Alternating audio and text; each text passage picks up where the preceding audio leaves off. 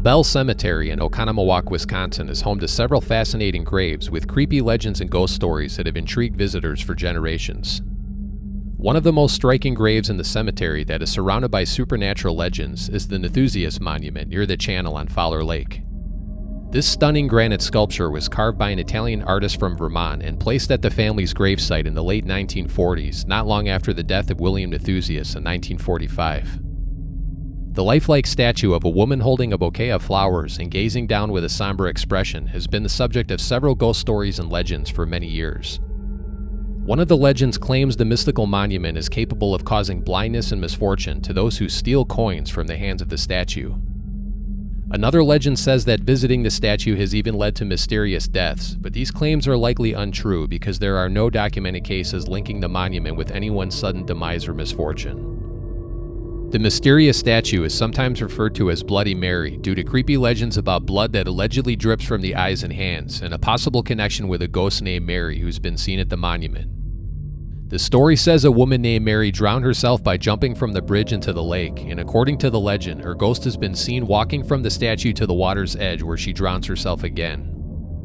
Another version of the legend says the statue itself comes to life, taking the form of an apparition who walks down to the lake and then vanishes after entering the water. These stories are sad and scary, but did a woman named Mary really drown in the lake, and is she buried beneath the monument? Who the statue is supposed to represent is unknown, but no one by the name of Mary is buried beneath it. The four people buried in the family's plot include Carl the father, Louise the mother, and their two children, William and Carolyn. Carl and Louise also had two more daughters named Anna and Mina who passed away at young ages, and they're both buried in another cemetery. Anna was only 2 years old when she passed away, and Mina died at home in 1886 at the age of 27, less than 1 year after her wedding. The cause of Mina's death is unknown, but she didn't drown in a lake because records indicate she died at home, likely from one of the many untreatable illnesses that were common at the time. The family members buried here lived long lives, and there are no historical records linking them with a drowning victim named Mary. There are also no records of a woman named Mary drowning in the waters below the bridge, but there was in fact a woman named Mary Williams who drowned in the lake in a terrible accident. In 1891, Mary Williams was ice skating on Fowler Lake with a friend after dark when the two accidentally skated into open water that wasn't marked with lanterns or a barricade. Mary's friend pulled himself out of the freezing water and called for help, but by the time others arrived to save Mary, she had already drowned. Her body was recovered later that night, and she was only 33 years old at the time of her death. If the sightings of a ghost walking down to the water from the cemetery are true, it could be the ghost of Mary Williams, or it could be the ghost of one of the countless people who drowned in the lake by the cemetery. The lake is over 40 feet deep, and many people have met their watery fate by falling out of boats without a life jacket or breaking through the ice while skating. One of the haunted legends of Belle Cemetery says the laughter of children can be heard from the lake at night in the same area where the ghost of Mary was seen by the water, and this is said to be connected with a terrible drowning incident. The sad story says a group of children went swimming in the channel by the cemetery and allegedly drowned after getting swept away by the current. It's unknown if a mass drowning really happened here because I wasn't able to find any documentation to prove it, but I did find records of other victims who drowned in the lake, and some of them are even buried in Belle Cemetery, right next to the water they died in. On November 14, 1943, 6-year-old Ronald Hintz and his 3-year-old sister Betty were playing on the snowy shore of Fowler Lake when they decided to venture out onto the ice. The lake was covered in a layer of snow, and the two kids assumed it was safe to walk on, but what they didn't know was that the ice underneath was very thin and barely frozen. They managed to walk 50 feet from the shoreline when the fragile ice suddenly gave way and the two plunged into 5 feet of freezing water. A police rescue team arrived at the scene shortly after screaming was heard, but by the time the kids were pulled from the frigid water, it was too late and the medics were unable to revive them. Then on July 2nd of 1968, another drowning occurred near the dam where Fowler Lake flows into Lac La Belle. 6-year-old Walter Gray, along with a group of friends, were jumping off the Lake Road Bridge when one of the kids noticed that Walter appeared to be struggling in the water. Walter told the other kids he was fine, but after the kids jumped off the bridge again and swam to the surface, Walter was gone. His body was later recovered from the murky lake bottom in 15 feet of water. The number of children who drowned in the lake next to the cemetery is unusually high, and these untimely deaths could explain the ghostly events that are said to occur on the grounds after dark. There is also a second monument in Belle Cemetery believed to be connected with another tragic drowning. Keep watching because later in the video I tell the legend of the Anchor Lady Monument and the truth behind the story.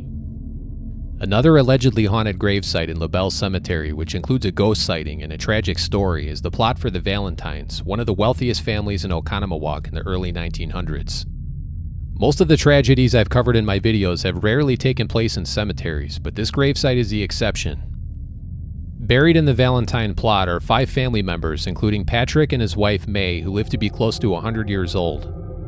May Lester first married Philip Armour, a wealthy executive of the Armour Meatpacking Company in Chicago, and the two were together until Philip suddenly died from pneumonia in 1901. Shortly after Philip's death, May met Patrick Valentine, the vice president of the same company, and the two got married in 1902, only 1 year after Philip's death. The Valentines were one of the wealthiest families in town at the time and owned a massive 600-acre estate with a zoo and a man-made island that included a house and a bridge leading to it. Patrick Valentine died in 1916 from Bright's disease and was buried in the family's plot, but what's far more tragic than Patrick's death is the terrible accident that occurred at the gravesite 1 year later. On June 28th of 1917, a 68-year-old cemetery worker by the name of Julius Brandt was helping install the large headstone in the Valentine's plot when an unspeakable tragedy unfolded. A moving truck loaded with the massive headstone backed into the gravesite when a depression in the ground caused the enormous stone to tip over and fall directly on top of Julius. The other workers were distracted and completely unaware that the stone had fallen on top of Julius until a witness rushed to the scene, but by then it was too late. Julius died almost immediately after being completely crushed by the tremendous weight and pressure of the headstone that was estimated to weigh about 12 tons.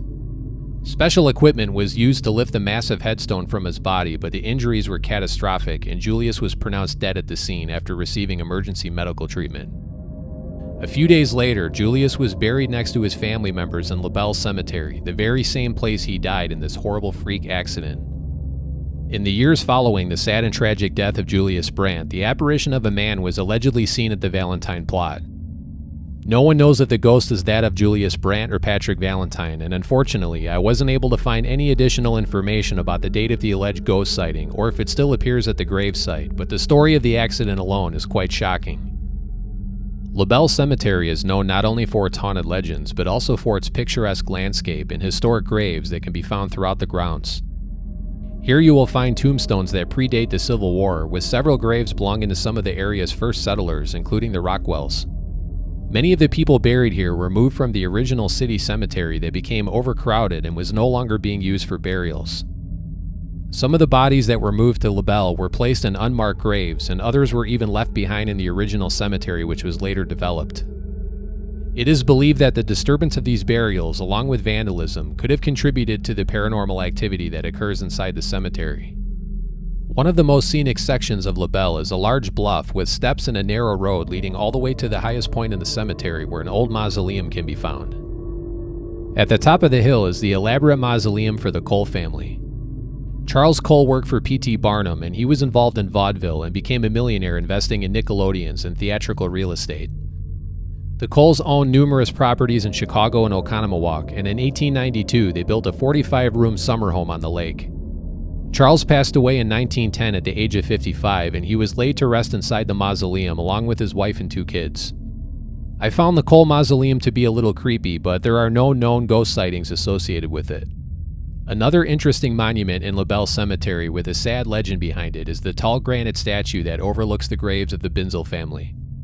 The Anchor Lady is the tallest monument in the cemetery, but who the woman holding the anchor represents is unclear, and the mystery has become the source of an old story. The story says that a young woman was heartbroken after her boyfriend ended their relationship, so she took a rowboat out to the middle of the lake by the cemetery and then drowned herself by jumping into the water with an anchor tied around her waist. The legend says that the granite statue of the woman holding the anchor is supposed to represent the poor woman who drowned herself, but does this story hold any truth? The story of a distraught girl drowning herself from a rowboat isn't true, but there is in fact a girl buried in this plot who did actually drown in the lake in a horrible accident a long time ago. In the winter of 1895, 15-year-old Laura Binzel was ice skating on the lake with 3 friends when the ice broke and all 4 kids fell into the freezing water. 3 of the kids were rescued from the bitterly cold water, but Laura didn't make it out of the lake alive and drowned. Laura was the daughter of Peter Binzel, the president of a local bank and the founder and owner of the Binzel Brewery that operated in Oconomowoc from 1864 to 1942. Peter passed away in 1924 at the age of 83, and Laura is buried alongside him and the rest of the family members. As far as who the statue represents, the anchor lady is more than likely meant to serve as a symbol of eternal tranquility and hope, since anchors are used on many graves for that purpose. Belle Cemetery has a reputation for being one of the most allegedly haunted places in southeastern Wisconsin, but some locals don't believe the ghost stories at all and consider them to be nothing more than folklore. I asked someone from the cemetery's office what he thought about the alleged haunting, and he said he's never seen anything out of the ordinary, and he doesn't believe the stories at all, or that the cemetery is even haunted to begin with. He also told me that a paranormal group was given permission to investigate the cemetery 3 nights in a row, and they didn't capture any evidence of the supernatural. I also asked the local historical society for information on the ghost stories and legends, and I was firmly told the cemetery isn't haunted and that the stories are made up. Others believe Belle Cemetery comes to life after dark though, and I did find reports of people claiming to see and hear strange things at the Nathusius Monument and also at Baby Hill in the back of the cemetery. Baby Hill is an area where dozens of babies and children are buried, along with a few adults, but most of the graves are those of infants. The hill is said to be haunted, and some people claim that if you stop and listen, sometimes you can hear the sound of babies crying in the distance. During my research, I also found stories of people claiming to hear the sounds of children's voices and laughter in other parts of the cemetery and near the water's edge where drownings have occurred. I spent an entire afternoon at the cemetery and found it to be a very peaceful place with so many interesting stories and graves in the old section, but even in the new section there are some truly incredible headstones. I don't believe all of the ghost stories and legends surrounding the monuments I covered in this video, but knowing the history of this location, I don't doubt that the cemetery could actually be haunted or that someone has experienced something supernatural there. But what do you think about the ghost stories of Belle Cemetery? Have you ever visited this cemetery and do you think it's really haunted? Leave a comment below and let me know your thoughts. And if you enjoyed this video, give it a thumbs up and subscribe to my channel to see future videos about haunted cemeteries, roads, and more.